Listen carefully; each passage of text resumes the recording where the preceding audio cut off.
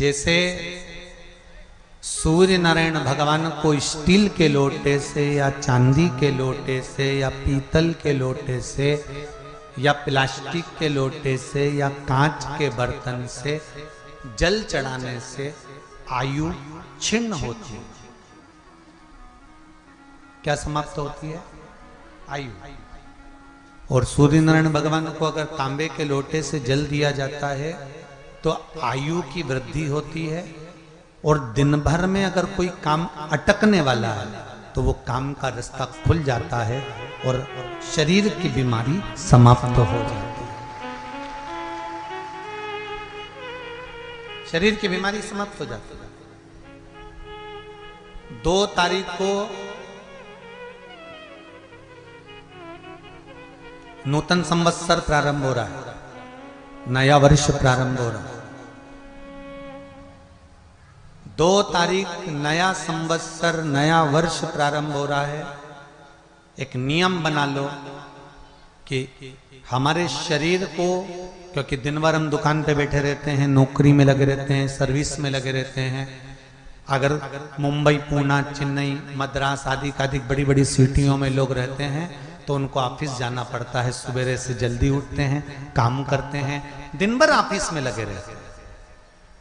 व्यापार करने वाला व्यक्ति व्यापार करता रहता है, नौकरी करने वाला व्यक्ति नौकरी करता रहता है, धंधा करने वाला व्यक्ति धंधा करता रहता है, ठेला चलाने वाला, गाड़ी चलाने वाला गाड़ी चलाता रहता है। घर की माताओं को एक नियम नए संवत्सर से चालू कर देना चाहिए। क्या नियम? क्योंकि जान है तो जहान है। बोलो सही है कि गलत है?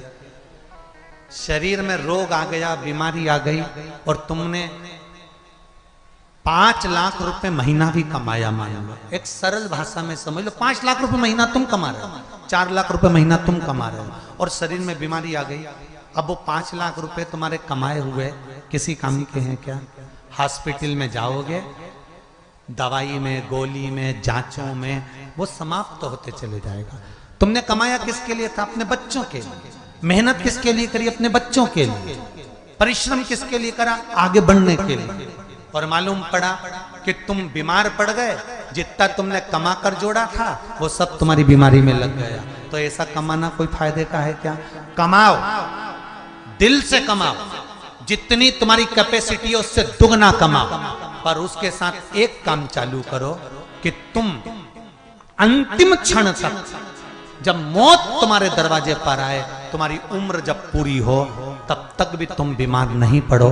उसके लिए एक काम चालू कर दो कि नए साल से हमें तांबे के लोटे में पानी भरना है, सिर से 8 इंच ऊपर रखना है, सूर्य को अर्घ देना है, और जो पानी नीचे गिरेगा उस पानी में से सूर्य का दर्शन करना है। वो पानी जब हमारे शरीर के इस हृदय रेखा के सम्मुख से, इस कपाल रेखा के बीच में से, मध्य से उस पानी की धार जब सूर्य की किरण देगा तो हमारे शरीर में कोई बड़ी बीमारी, ना कैंसर, ना लीवर, ना किडनी, कोई अटैक पटैक आ ही नहीं सकती। मेरा बच्चों से भी निवेदन है कि आप अपने पापा से कहो, आप अपनी मम्मी से कहो, और बड़ों से निवेदन है वो अपने बच्चों से कहो। बुजुर्ग माताओं से निवेदन है, अगर आप अपने बच्चों को सुखी देखना चाहती हो, बीमारी में पैसा नहीं लगाना चाहती, आप अपने बच्चों को अंत समय अपनी आंखों से उसको तड़पता हुआ नहीं मरना देखना चाहती, तो सूर्य को अर्घ देना चालू कर दो। क्योंकि सूर्य की किरण जल के साथ जब इस शरीर पर पड़ती है तो शरीर में कोई बीमारी टिक ही नहीं सकती। ये श्रीमद् शिव महापुराण की कथा कह रही है। ये ज्योतिष शास्त्र कहता है, रंग शास्त्र कहता है। हमारे जितने ज्योतिष शास्त्र हैं, रंग शास्त्र हैं, नग बताते हैं, मोती बताते हैं, नीलम बताते हैं, पन्ना बताते हैं, ये सब क्या पहनाते हैं? रंग का क्यों पहनाते हैं? क्योंकि रंग का इफेक्ट इस शरीर पर पड़ता है। कपड़े कौन से कलर के पहन रहा है उसका इफेक्ट इस शरीर पर पड़ता है। उसी तरह 8 इंच ऊपर मस्तिष्क से तुम्हारा हाथ होना चाहिए, तांबे के कलश में जल होना चाहिए, और सूर्य को देखकर उस जल की धार में सूर्य को जल दीजिए। जिंदगी में बीमारी तुमको नहीं घेर सकती, और बीमार हो भी गए हो तो 15-20 दिन करके देखने में कुछ नहीं जाता। बाद में मत करना, श्योर वाला हमारा झूठ बोल रहा होगा, उसमें क्या दिक्कत।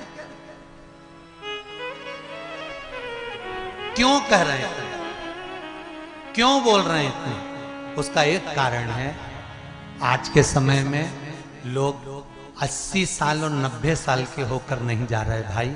आज के समय में लोग अटैक आता है, बीमारी आती है, कैंसर हो गया, शुगर हो गई, बीपी हो गया, 60, 70, 75, 55, 40 में लोगों के प्राण छूट जा रहे हैं। अगर ये पूरी पृथ्वी युवानों से जवानों से अगर विहीन हो जाएगी तो किस काम की? तुम्हारा कमाया गया धन किस काम का हो?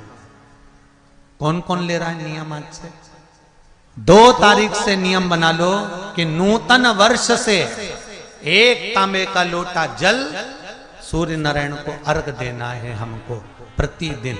घर का चाहे छोटा हो चाहे बड़ा हो, जिस बच्चे को रोज बुखार आता हो, निमोनिया हो रहा हो, जिसका लीवर किडनी डैमेज हो गया हो, वो नियम बना लो 15 दिन के अंदर 20 दिन के अंदर डायलिसिस में अंतर आ जाएगा तुम्हारे। तुम कर तो देखो, इस प्रभाव करो। सावधानी से सुनना, एक प्रश्न हमारे भीतर खड़ा होता है। जब हम सूर्य नारायण भगवान को अर्घ देते हैं, जल चढ़ाते हैं, तो वो जल पृथ्वी पर जब गिरता है तो उसके छींटे हमारे शरीर पर लगते हैं। क्या वो ठीक है? क्या वो श्रेष्ठ है? तो शिव महापुराण की कथा कहती है, जब हम सूर्य को अर्घ देते हैं, सूर्य को जल चढ़ाते हैं, वो पानी जब पृथ्वी पर गिरता है, उसके छींटे हमारे शरीर पर लगते हैं, तो वो श्रेष्ठता का भाव निर्मित करते हैं। वो गलत नहीं हो सकता। कारण अब वो भी समझ लीजिए।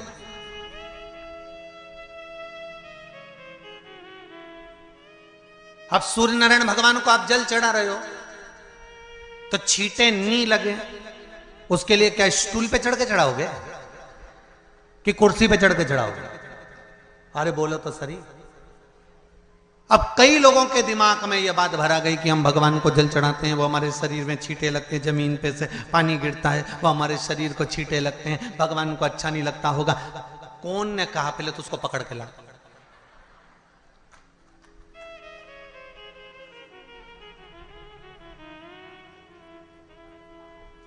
क्योंकि मेरे राम जी महाराज, मेरे भगवान कृष्ण, बड़े बड़े संत, साधु, सन्यासी, तपस्वी, साधक, उपासक जितने भी हुए, जिन्होंने सूर्य की आराधना करी, इन्होंने टेबल पे चढ़कर या कुर्सी पे चढ़कर जल नहीं चढ़ाया। इन्होंने पृथ्वी पर खड़े होकर ही, क्योंकि पृथ्वी तत्व के देव हैं शिव।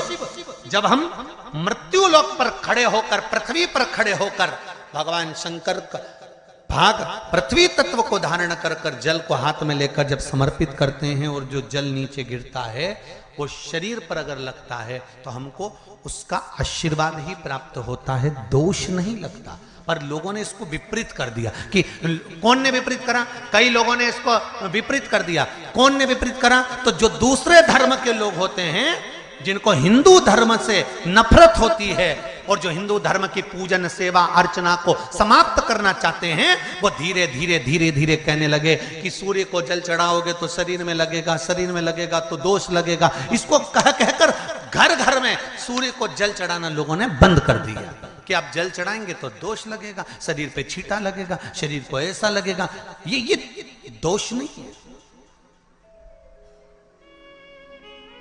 कितनी सुंदर बात है महाराज। सूर्य नारायण भगवान को जब जल चढ़ाया जाता है, हाथ सिर से 8 इंच की दूरी पर होना चाहिए। जम के बोलिए, सिर से कितना ऊंचा होना चाहिए? 8 इंच ऊपर अपना हाथ होना चाहिए मस्तक से सूर्य को जल चढ़ाते समय। श्री शिवाय नमस्तुभ्यं, श्री शिवाय नमस्तुभ्यं, श्री शिवाय नमस्तुभ्यं, श्री शिवाय नमस्तुभ्यं।